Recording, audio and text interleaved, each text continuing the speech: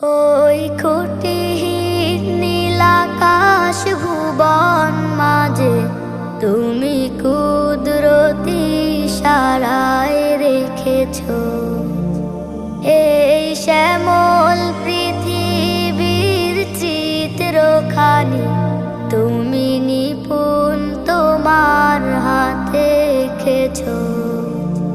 ওগো আল্লাহ, শুকর তোমার আমারে যে মুসলিম করেছ। ওগো আল্লাহ,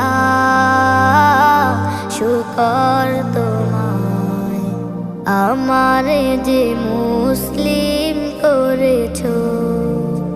তুমি সাগরে